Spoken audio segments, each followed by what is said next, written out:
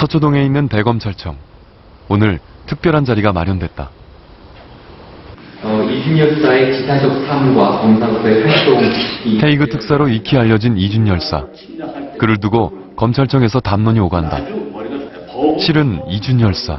그는 대한제국 1세대 검사다. 검사 일기라는 또 거기 계신 분이 아마 다 소개를 받으셔서 다 잘 아시겠지만 이게 사실 일반인한테 잘 특별한 이유로 남다른 마음으로 이 자리에 참석한 두 사람. 먼저 만나볼 사람은 이두봉 검사. 수유리에 있는 이준 열사 묘역을 찾았다. 그에게 이준은 같은 검사라는 직업적 연관보다 조금은 더 특별한 사이다. 학렬상으로 하면 저희 증조 할아버지 되십니다. 제가 사실 뭐 후손이라고 하지만 자주 오지를 못해서 참 죄송하고 헤이그로 떠나기 앞서서 그래서 한번 인사드리려고 왔습니다.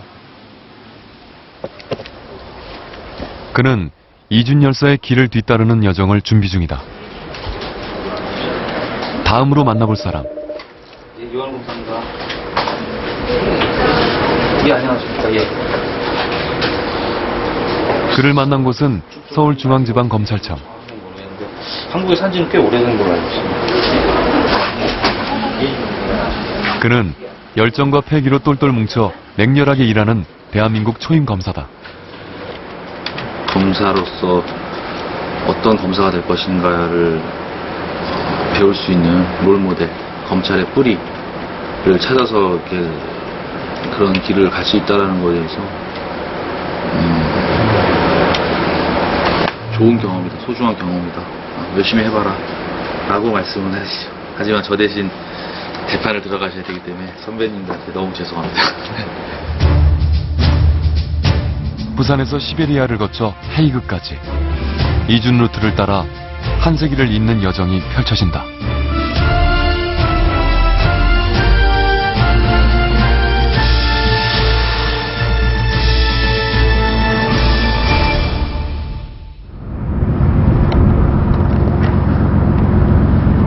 두 명의 현직 검사가 과거 이준이 갔던 헤이그 특사의 길을 되짚어간다.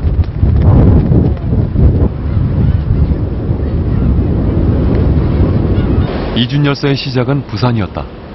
하지만 현재는 블라디보스토크로 향하는 배편이 없기에 그들의 여정은 동해에서 시작된다. 또 가시는 동안 엄청난 고생을 많이 하셨을 거라 그런 생각이 듭니다. 그런 분들이 희생이 있었기 때문에 지금 이렇게 러시아와 뭐 정식 수교도 하고 저희들이 편한 상태에서 블라디보스토크로 가고 있습니다.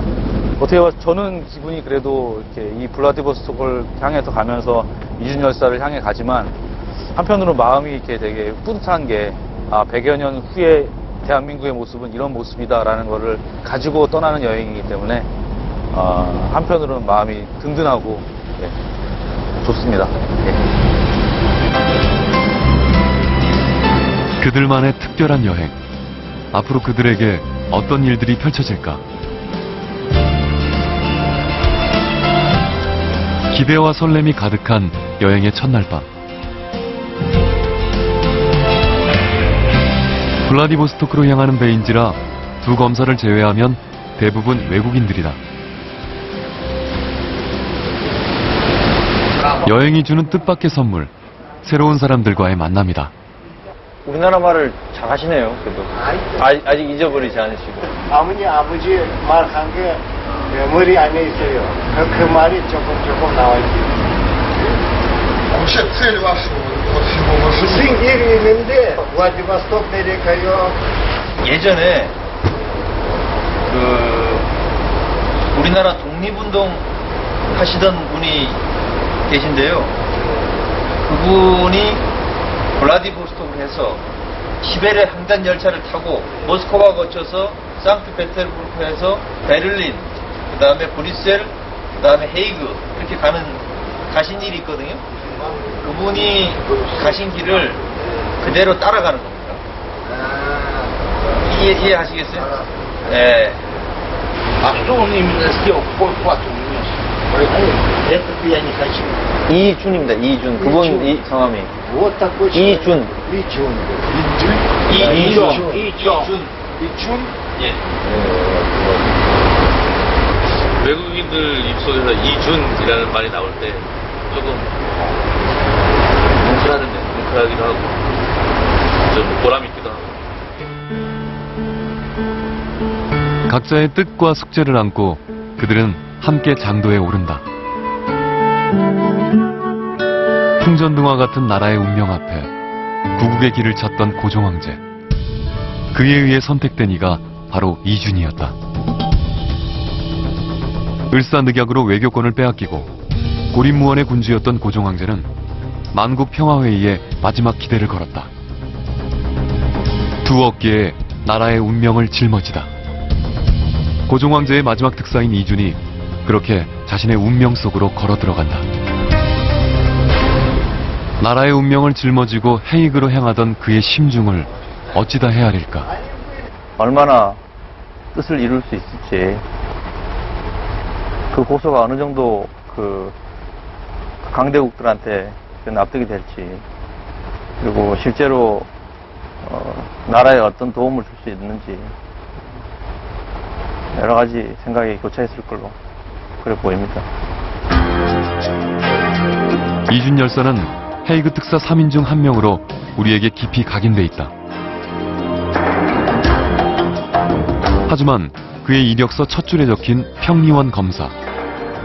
오늘 주목하고자 하는 부분은 바로 검사로서의 이준이다. 1895년에 기존의 종전의 재판제도를 바꿔서 새로운 재판제도로 들어갔고요. 그때 뭐 검사제도라든가 아니면 지금의 법원과 유사한 재판소, 그리고 뭐 약간은 과도기적이지만 근대적인 소송제도가 들어오게 됩니다. 이것을 운영하는 주체로서 판사와 검사를 양성할 필요가 있었습니다. 그래서 법관 양성소를 설치했습니다. 그런데 물론 이준 열사는 그 가운데 제1회 입학생이자 제1회 졸업생이었습니다. 뭐 그 과정이란 게 사실 따지고 보면 이제 6개월밖에 안 됐습니다. 속성 과정이었지만 한국에서 배출된 최초의 근대적 법학 교육을 받은 법률가들이다 라는 점에서 큰 의미가 있고요. 이준은 1896년 한성재판소 검사부에 임명된다. 그리고 헤이그로 가기 한 해 전인 1906년 평리원 검사에 임명된다.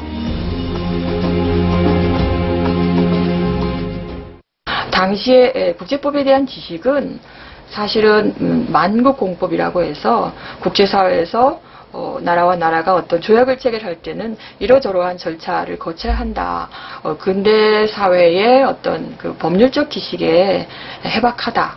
이런 것들이 고종에게 이준을 이렇게 특사단의 일원으로 추천하고 또 고종이 이준을 발탁하게 된 배경이지 않을까 이렇게 생각합니다. 이준 열사 역시 이 바다를 건너갔으리라. 하지만 100여 년 전의 백길은 지금과는 많이 달랐을 터. 말을 때 자파사는데 말은 그냥 바다라는 뜻이에요. 바다죠. 예. 프랑스에서 우리나라 그 당시 연안을 이렇게 실측해가지고 자기들이 이제 만든. 그때는 북한이 여기가 없으니까 뭐 스트레이트 바로 갔을 거예요. 바로 여기서 쭉 바로 가버리지. 그럼 지금은 어떻게 되는 겁니까? 지금은 우리 동해에서 기점해서 이 선 끄는 대로 우리 상해 계획도거든요. 예. 이렇게 가죠. 이렇게. 거의 아마 화물선을 이용했을 거예요. 예, 그때는 그때는 그런 식으로 많이 했어요. 뭐 유럽을 갈 때라든지. 화물선에 여기가 살 수 있는 그 방들이 많이 있거든요. 그래서 동성애가 가는 방향.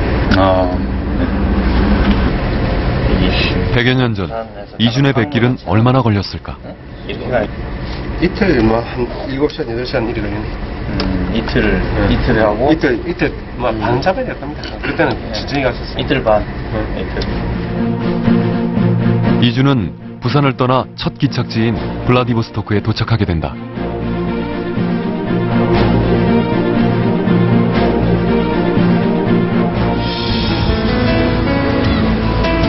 블라디보스토크, 동해 연안의 최대 항구 도시이자 군항이다. 소련 극동함대의 근거지였으며 현재까지 군사의 요충지이자